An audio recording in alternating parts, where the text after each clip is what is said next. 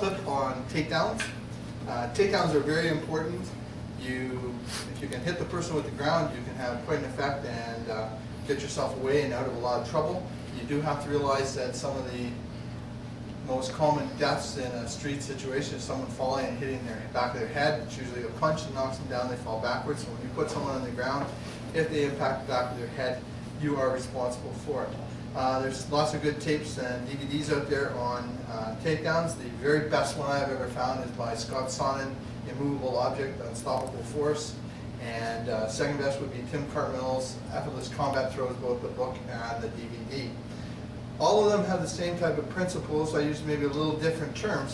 But what we're looking for and what it's always based on is the fact that human beings are bipedal. You have two legs.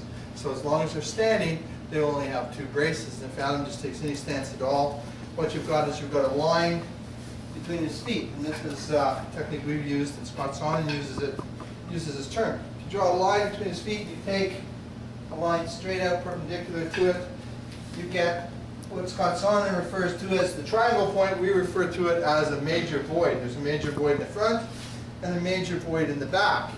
And what that means is,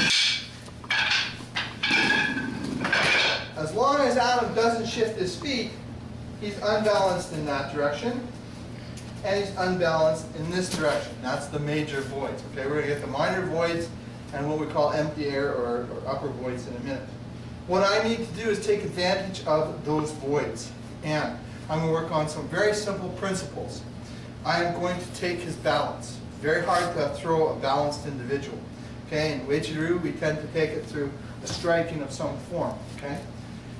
Then I'm going to obtain 2 or more points on his body, and I'm going to rotate them in a circle, and just like we did in the joint locks, I'm going to rotate them in a circle with the upper point dropping into a void. If Adam just stands here, this is the void, 2 points here in the center here. I don't just push back and timber him, which can work, but first of all, you're going to take his balance, then I rotate these points the same way, right? So if Adam stands here and he throws, say, a hook punch or something, and I come in with my shoot here, as I step in, okay, that takes his balance. Okay? Now I'm going to take 2 points. So this is going to come around and obtain another point. Okay? I could strike into the back here, and what I'm going to do is rotate these into a circle. Okay? Now, I'm not going to help Adam up. I never help in our school. We never help anybody up. And some might consider that rude, but it's a matter of training. I remember reading an article by one law enforcement trainer and teaching, first it was the Vancouver police and then the Finnish police, where there were stories of the police officer disarming a bag. They take the gun away and handing it back. Why? Because when they practice gun disarms, they take the gun, hand it back, take the gun, hand it back. So you, in a stress situation, you're going to do what you're trained to do. And so if you train to bend down and help a guy up after you put him down, that may be what you do in a stress situation. And so in our school, if you go to help him up, you're going to get kicked in the groin. Okay? So all of our takedowns, it doesn't matter. Same thing, another hook punch or whatever, and I take here. Okay? Now I want to take advantage of this forward one. I've got 2 points. He's disbalanced because I've used my Wyoki to do this. I'm going to rotate those 2 points and take him down. Okay? So it doesn't matter. Take a look at any good takedown book, any good throw book. You're going to have Kodokan Judo, first move on everyone. Take the opponent's balance. Okay? First step. Very hard to throw a balanced individual. Now, there are what we refer to as minor voids. So if Adam just stands here, there's a minor void out there and a minor void out here. Problem with that is I have to get him up and over this leg to take advantage of. Okay? But that doesn't mean we can't use it. So if Adam's here and say I'm in here, what I want to do is take him up and over, but I'm not going to lift him, I'm going to shoot over. That balances him on this point. And then I just draw my circle and up he goes. Okay? Very important to use one leg as the pole that you pivot him up and over on, so that you're not trying to lift the opponent up and over. Okay? Very important points. Now, taking a person down. I may hit him here. Okay? Now, if I want to use this point to take him down. I'm going to rotate 2 points here.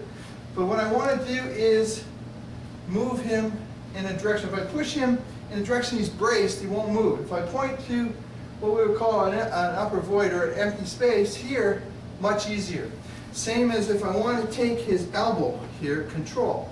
And if I want to take some elbow control on him, if I try to move his arm here, but if I can rotate it up and out here, where using my body to rotate it up and out where it's not braced, now I can have some effect on it. I can start to take some control. And again, here, I'm going to rotate into that point. So, the knee. He's got a braced knee. I did this move here with just simple reap. You can also use the empty space area here to move him out and in. Okay? So you use a circle. Maybe if I'm not in the best position here, I just try and pop his knee. He's really braced. But if I circle that knee first, right, removing the brace of it, okay, then I can take him down better. So again, it really doesn't matter what I'm doing to him here. Okay? We're in here for this takedown here, right? I have 2 points. I have all up here and here. I rotate my takedown. So simple basic principles for a takedown are take the balance, obtain 2 or more points, draw a circle with your points, dropping the upper portion into a void. And that makes it a lot easier for takedowns. You know, if it just goes for a simple grab or something, I come here. What I've done here is I've taken him out over a minor void. Now I've got 2 points and I'm going to just draw a circle here, which will take him down to where I want him. Okay, little circle, take him down. Draw the circle just because it moves them easier. WPD, we like a lot of circle movements, come from our Wyoke movements, and so those are very simple points on takedowns. Take a look at some really good takedown tapes. There's lots of good takedowns, and look for that. Look for the removal of the balance. Look for what those 2 points are. Do they draw that circle, putting them into a void?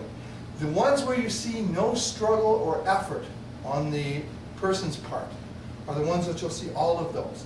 If they really have to work at it, look for what's missing.